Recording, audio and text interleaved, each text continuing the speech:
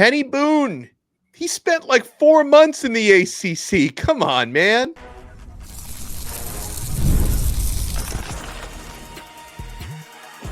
You are Locked On ACC, your daily podcast on the Atlantic Coast Conference.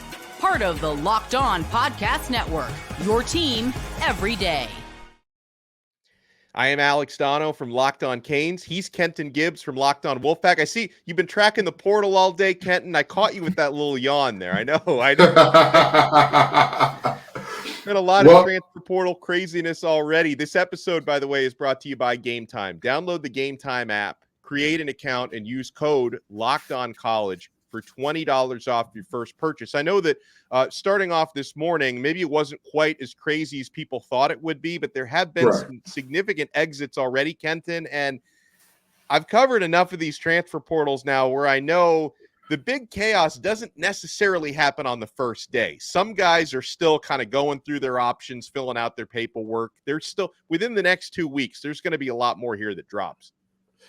You know, I'm going to tell you, I disagree with the assertion that it's not the craziness that we have believed, because this is crazier than I expected in multiple ways. I was expecting a few guys here and there, a starter or two here and there to be out the gates. But some of the things that we're hearing, some of the reports that are coming out of some of these camps are downright, I mean, it's some nefarious stuff going around, either from the term of somebody being sabotaged or from the standpoint of if these claims that are being made are legitimate and carry weight to them. We are seeing an unraveling like we haven't seen in a lot of regards, but sticking strictly to the players, there are some very talented players that are now leaving the ACC that, you know, I look at these guys and I say, either they were slated to be a starter this year or they were going to be a big-time factor next year. And so it's very interesting to see what's kind of going on in the transfer portal, because the three biggest names out of the ACC, they're all kind of, they feel like they're for different reasons. But again, it's speculation as to why these guys are leaving the places they're leaving at the moment. Well, and I want to talk about that because I think now that there's really no more transfer rules in terms of how often players can transfer, you're going to start seeing like certain NIL situations really get tested and get exposed in some cases.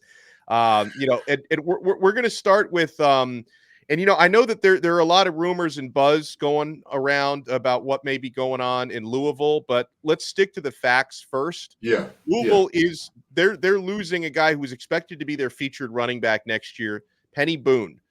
Boone made a much publicized move back in January from Toledo to Louisville, and last year at Toledo, Boone ran for 1,400 yards and 15 touchdowns last season. So you can see why he was so sought after. And, you know, Louisville is losing their top rushers from last year, Jawar Jordan and Isaac Guerendo. So Boone is a guy who really could have fit right in there and really helped take that offense to another gear. But Boone has already decided to leave, Kenton. And I know that one way to look at it from a Louisville standpoint is, well, you know, what are we really losing? The guy hasn't actually played here. But you think about the possibilities of what Boone could have done there in the Ville, and now he's going to be taking his talent somewhere else. And we want to stick to fact. And so not going to speculate here, but factually speaking, Peny Boone's likes are a very interesting place to be right now, because his last like was a tweet that was criticizing. Well, it was a like of a tweet that was criticizing Louisville, saying, "Y'all forcing Peny Boone out too. Hilarious that outsiders know more about your program than you fans do." And that's about some things that are being speculated as to whether or not everything is above board with the NIL deal. But I'll tell you this much. You know, Peny Boone was one of the biggest gets in the portal this offseason. He was, for anybody, not just for Louisville, he was a large part of why their class was ranked what it was ranked. And so you're looking at a Louisville team where I hate to say it, but you're just kind of rife with uncertainty at the moment as far as your skill positions go offensively. Because, Donno, I challenge you to name the guy that at the moment you would feel comfortable placing $100. He'll finish as a finalist in this player of the year for the ACC, receiver of the year, running back of the year, quarterback of the year. He'll finish as a finalist. He'll finish as a first-team all-conference guy. Who would you, or second-team all-conference guy? Is there anybody in Louisville, Kentucky right now that you would feel safe placing that bet on? Well, and let me tell you, I can speak on the guy who may be the next man up there, Don Chaney Jr., who transferred from Miami to Louisville in January. He's got a ton of talent, Kenton, but he has had some of the worst injury luck of any player that I've covered. So if they're counting on Chaney, who hasn't been able to do this since I think 2021, getting through a season healthy, that's a big risk and that's a big gamble. So and listen, if Chaney can stay healthy as part of a committee, he could add a lot to that running back room. But I would imagine with losing Boone, Louisville's got to go try to grab someone else. Yeah, 1,000%. And listen, I love Chaney, and I too was a guy who suffered from injuries in my career. And it's the reality is, the qualifier of when healthy is one hell of a qualifier. It's one hell of a qualifier, right? Like, when you talk about football, it's one of the last of the gladiator sports. It's one of the last of the sports that you inherently know. This is big, angry, violent men. And if I can't trust your health, I'm not sure what I can do in terms of trusting you overall. And so Peny Boone leaving, to me, is the most, if not a 1A, 1B situation in terms of impact on the team that he's leaving, with him leaving Louisville in terms of this conference so far. And like you said, it is only day one. But, man, some of the rumors that are swirling about in Louisville, which I don't want to lend too much credit to, outside of, again, why it is a little suspicious that a player who was only there for, 3 months is liking tweets that are alluding to that, alluding to those allegations and whatnot. And, I don't want to lean too much into that, but again, this seems to be a pretty big loss for Louisville. Well, and he's not the only player who just arrived there in January who's already exiting in the portal, because they're losing who I think was expected to be their starting right tackle this coming season. Reuben Unije is entering the portal. He was a very highly touted transfer who came in from Houston. 80.9 pass blocking grade, according to Pro Football Focus last year, ranked 4th among tackles in the AAC conference. And he's already, much like Boone, doing an about face and hitting that portal. So, and I think I had mentioned recently, Kenton, about how many offensive linemen Louisville had added in the portal. Not all of them are staying put, it seems. Yeah, and there was a rumor that came out early about a mass exodus of offensive linemen that was quickly squashed. All of their offensive linemen came out and said, hey, we're here, we're good. So, again, that's why I want to make it very clear that this isn't a bash Louisville day. This isn't us crapping on Louisville or saying things that are not confirmed to be true. Again, we want to keep this thing as factual as possible. However, to lose a tackle that came in that was a multi-year starter at Houston, a guy who was of vital importance, or for Houston, it was expected to be of vital importance here. You're looking at it there. It is something where you do scratch your head a little bit and say, what's going on over there in that Commonwealth of Kentucky? What's happening over there? We need to kind of learn something and hear something, because these are two big time impact players that were, again, a part of I believe Louisville's transfer class was top 5 in the nation. And so with that being said, right behind Florida State at number 5. Yeah. Yeah. And so with that being said, you're losing two big parts of that. And the question kind of becomes, like, I understand the scholarship limits, and let's not throw that out of the window as if it's nothing, because you have to be under that scholarship limit. But we're not talking about two guys that were like added as depth pieces, Right. I can understand if we're talking about two guys where it's like, hey, this is a good get. It's not the world's biggest get. We don't expect him to do it. He's a player that we there's talent there. We want to see how he develops and comes along. These were two guys that were supposed to be plug and play, day one, let's rock out. And so to see those two leaving, it does kind of leave you in that mode of what's going on? What is happening? Or were both of these guys did they not did they not cut the mustard? Like what's going on that has these two guys out of here without playing a single official snap of football for Louisville? You know, you're again, anybody who says that they don't have any questions is a liar, and it's part of our job to ask those questions. Right. Well, we're going to stop picking on Louisville when we come back because there are other potential impact players from the ACC who are leaving their teams. We'll see if they leave their conferences. And also, I want to pick Kenton's brain on because Kenton and I are both very supportive of NIL, of players getting paid. And Absolutely. The transfer rules, I think being able to essentially go whenever you want, it can be beneficial for players to find their best opportunities. But could there be a better way? Like, could there be a better way to do this? I want to discuss that and so much more on this brand new episode of Locked On ACC. Keep it locked. And you know I'm keeping it locked to Monopoly Go.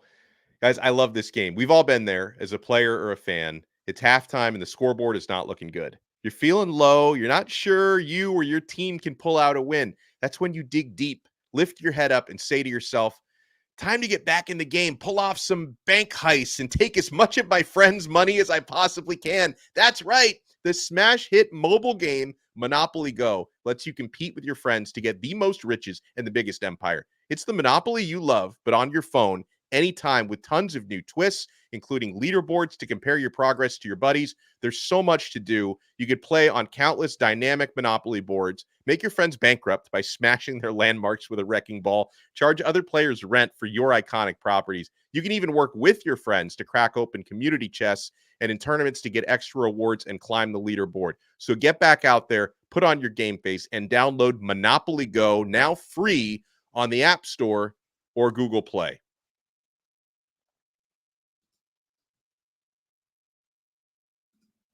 Thank you so much for making this episode of Locked On ACC your first listen and your first watch today. We're available free wherever you get your podcasts. We're free on YouTube. We're part of the Locked On Podcast Network, your team every day.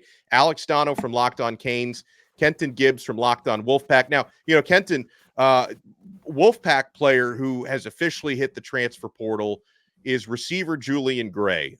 Dynamic return man. Yes. Surprising to you? Any regrets here from an NC State standpoint?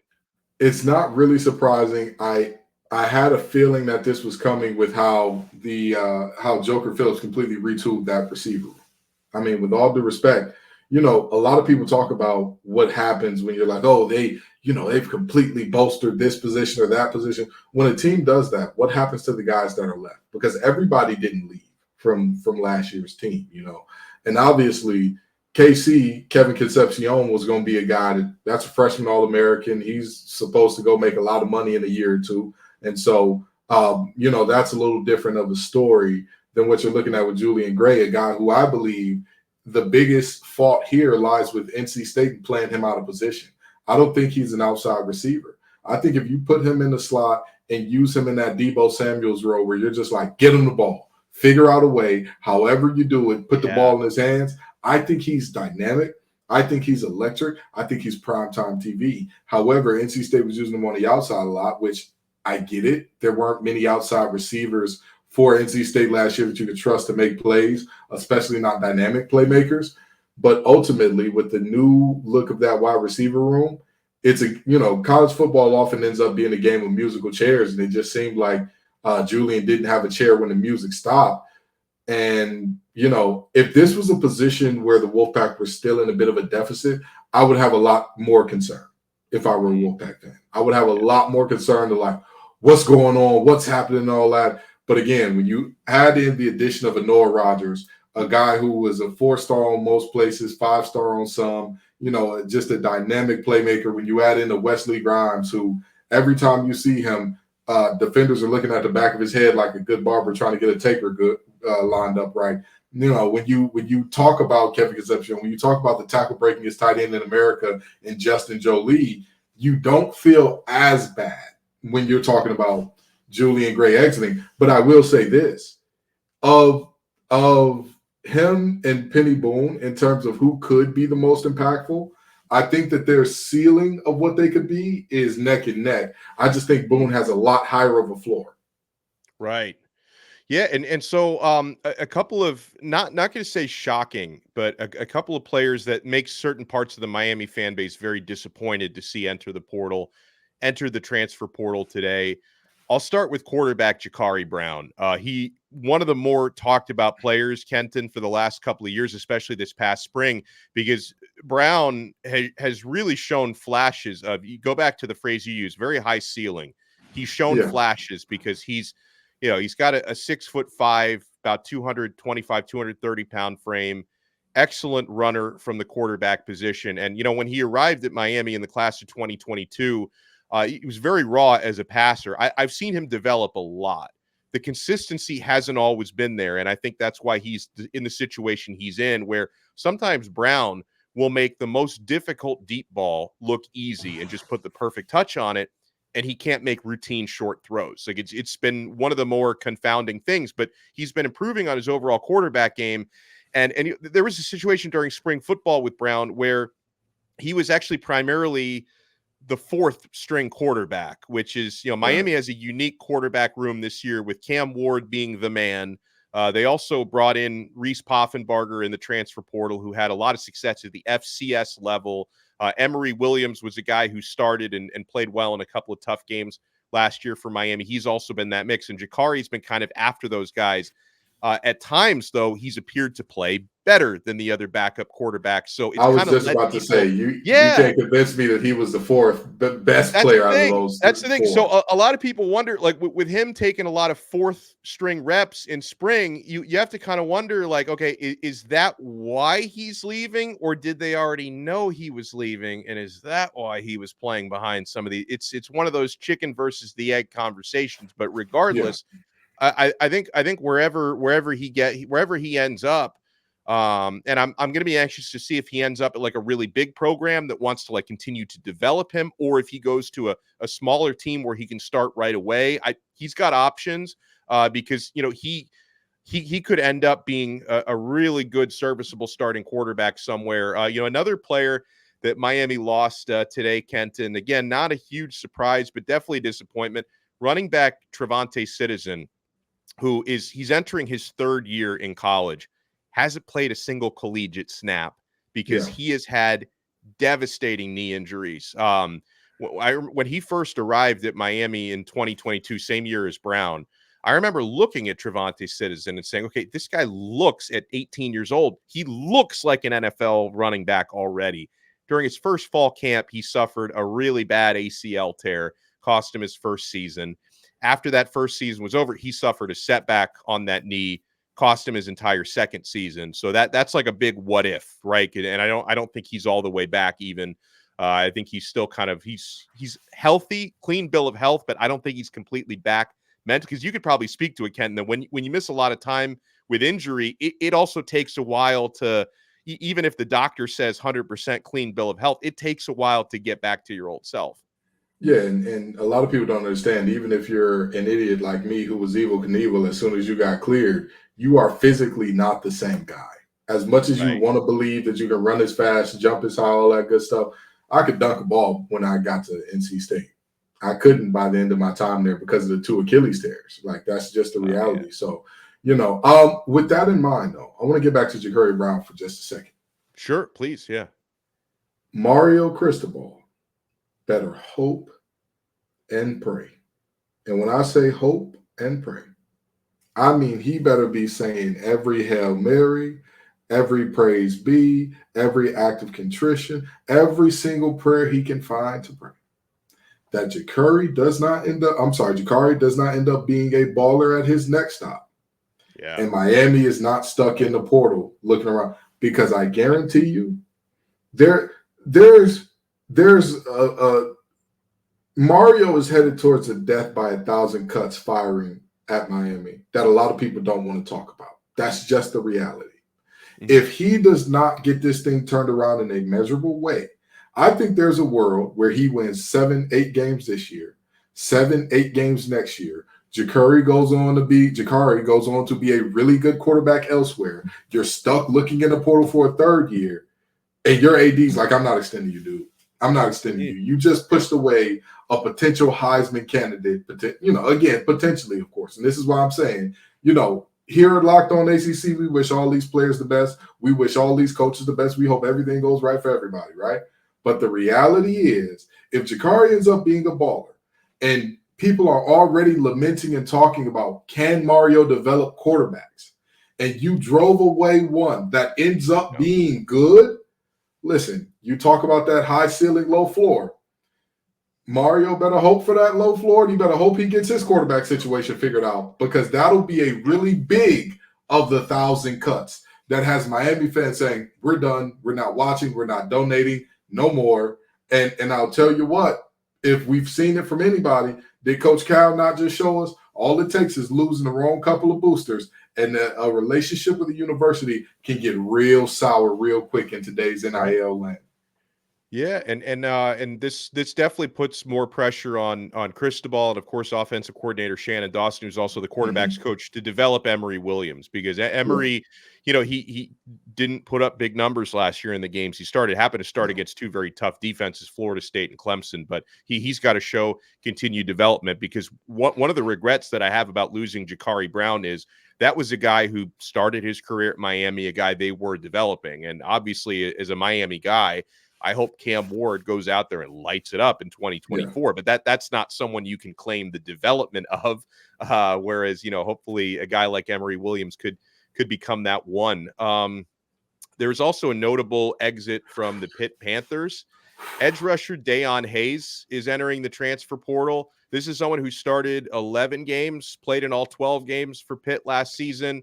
Had his best statistical year, 45 total tackles, 25 solo, 10.5 tackles for loss, 4 sacks, 4 passes defended, and 1 fumble. Obviously, you would expect Pitt's going to lose some guys after having a really tough year last year. So this is a good one. He's a grad transfer. I think he's finished his degree at Pittsburgh. He's looking for one more year somewhere. Donno, this is the one that I looked at, and I said, this is what I mean when I say this is maybe more chaos than we've expected, because the quote that is directly from this young man's mouth is the most damning thing that I have heard in quite some time. What did he say? Any program.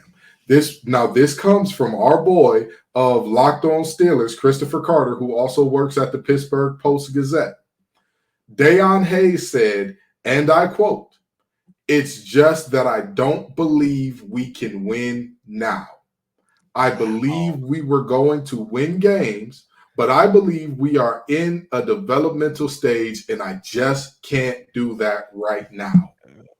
Yeah. That's a bombshell. That's a bombshell, and let me tell you why. Narduzzi got a new offensive coordinator from Western Carolina. He said, you know what? We need something up tempo. We need some pace and space. We need something that is going to be innovative, that is going to work for the athletes that we have. We need something that will be legitimate. Now, this is a lot like a team that ain't too far from Pitt over in Happy Valley. Their number one receiver ended up leaving. And many people thought and speculated it was because the offense could not catch up. It was because Ehlers was not good enough and he was never going to be the guy. We're looking at a defender saying, I want to win in my last year, and I can't do it here. Do you know what that does to Pitt's credibility going into this next season? Yeah, that's the thing, because, and I know Narduzzi hates to see that, because he's thinking, because like ideally in this era when it's theoretically so easy to bring in transfers, you'd like to have your rebuild in conjunction with, we're going to rebuild, but we're also going to bring in some important veterans that can help us not embarrass ourselves on the field. But if you've got a veteran who's leaving, who's got 1 year left, who's saying they're not going to win anything next year, then believe me, other prospective players Pitt would like to bring in are going to see that, and they're going to say, that's probably not for me. Yeah, and it's I am very much so. Anybody who knows me knows I don't criticize players sharply for things that they say and all that, because I love clips like this, because I want to know the truth. I want to know the truth. I don't want to hear, hey, my time at Pitt has been so enjoyable. It's just that time. Really? It's just that time in the middle of April in your senior year? Like, this is the moment where you decide that's it? But to see this out of not only a player that was supposed to be a building block going into next year because of the fact that he was one of their better players all last year, this was one of their most highly touted recruits in years. in years. Yeah. I am telling you right now, Narduzzi has to prove this young man wrong next year, because I don't know how you continue to, and as high as I am on Narduzzi, and as much as I'm a Narduzzi guy, this statement right here lost a lot of goodwill, in my opinion, because if you come back with a 5-6 win season after one of your stars is like, I left because I knew that program's going nowhere in a hurry, what do you think that says to recruits?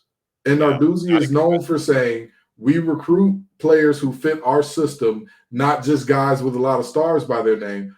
Well, how do you think the players who would fit your system and have a lot of stars by their name are going to feel, seeing that you develop some players, sure, but players know that I can't win diddly squat up in Pittsburgh. You know, that's a tough one. That's a tough one. So I think that the transfers out of Louisville leave you with the most head scratching and suspicion. I think the transfer out of NC State, you kind of expect it, but I think he could be great somewhere. The transfers out of Miami, they put, obviously the young man with the injury situation, injuries are injuries, can't do nothing about that. But Jacurri Brown puts a little bit of pressure on Cristobal. But this one here, this transfer here, to me, this throws a lot of chaos and a lot of wrenches in Pitt's operation that I don't think they saw coming before. Again, shout out to our guy, Christopher Carter of Locked On Steelers, who also works at the Post-Gazette, for getting this, because this is big-time stuff. That's fantastic. And when we come back, is there a better way to do this than the current system of, just players can go anywhere, anytime? We'll continue that conversation when we come back. You're watching Locked On ACC. Want to welcome Yahoo Finance to the Locked On family, and I'm so happy to have them here. Wouldn't it be great if you could see all of your investment and retirement accounts in one place? With Yahoo Finance, you can consolidate your views from multiple accounts into one hub and access the expert analysis you need to tend to your entire portfolio with confidence. I mean, guys, for example, I have an investment account with Chase and a retirement account with BlackRock. So I've been using Yahoo Finance to consolidate them in one place, which has made it incredibly easy to manage those accounts. Let's get straight to the point. You want to grow your portfolio to deal with rising costs of inflation, to pay off your debt or your mortgage, pretty much anything standing in the way of you and financial freedom, right? With Yahoo Finance, you can get access to the news, data, and tools that you need in order to help reach that financial freedom. When it comes to your financial future, you think you've done it all. You've saved, you've researched, you've invested all that you can. Now you need to take those investments to the next level by using what every financial great uses, and that's Yahoo Finance. For comprehensive financial news and analysis, visit the brand behind every great investor, yahoofinance.com, the #1 financial destination, yahoofinance.com. That's yahoofinance.com.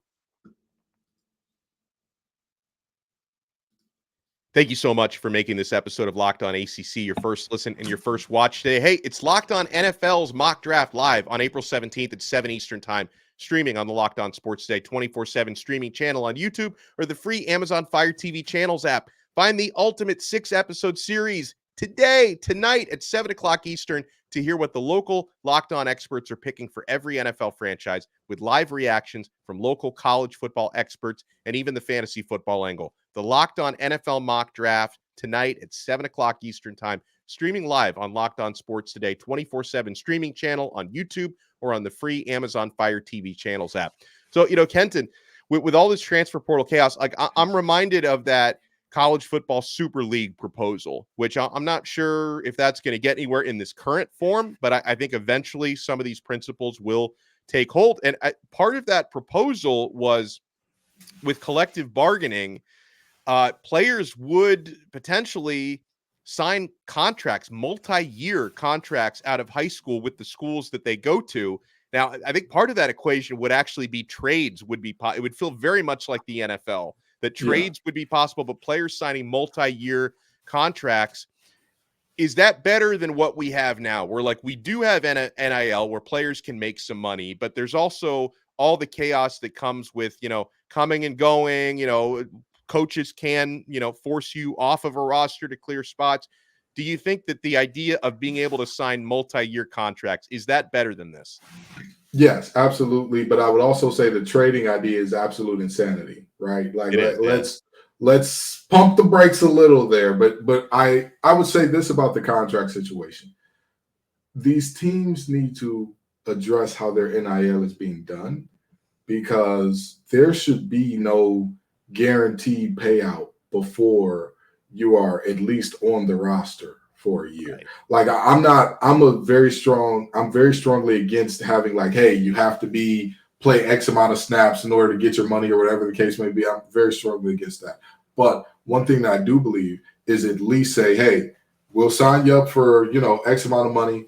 If you were on the roster come the fall, you will receive X amount in payments of however much or whatever the terms are that are agreed to there. Because right now it's the Wild Wild West. It's the Wild Wild West. And again, I don't want to get too much into the speculation of who is or is not doing what and things that are completely unconfirmed and that we don't know at all. But I'll say this.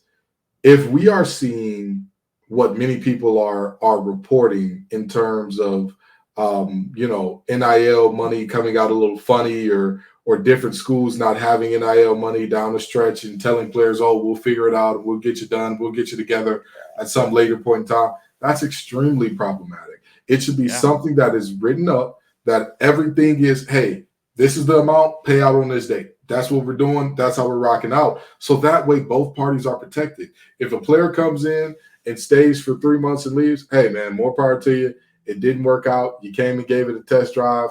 No harm, no foul. We still got that money to go into the portal in this period and move forward.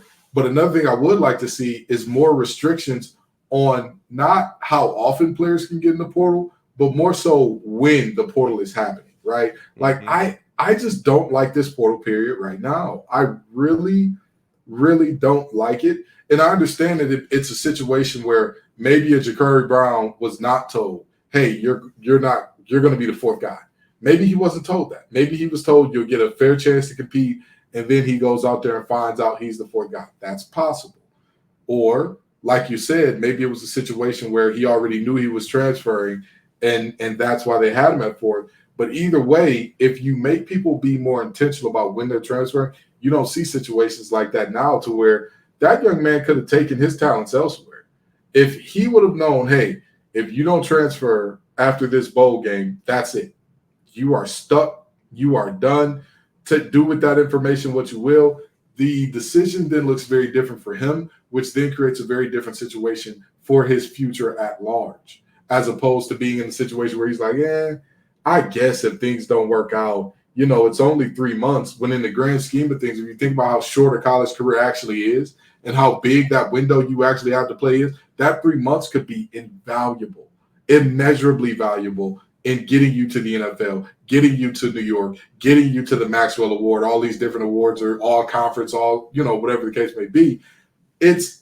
I do like that the singularity and the professionalization of it would come with more hard and fast boundaries. I really do want that, as opposed to these soft, slow boundaries that we have now, where it's like, can you not? I think I can. I'll sue you if I can. We'll be all right. No, I want some hard and fast. This is what it is. Figure it out. Go from there. Well, I'm sure we'll have more portal fun to cover on our next episode. He's Kenton Gibbs from Locked On Wolfpack. I'm Alex Donno from Locked On Canes. We will talk to you again next time. Again, we'll talk to you next time on another episode of Locked On ACC, part of the awesome Locked On Podcast Network. Your team every day.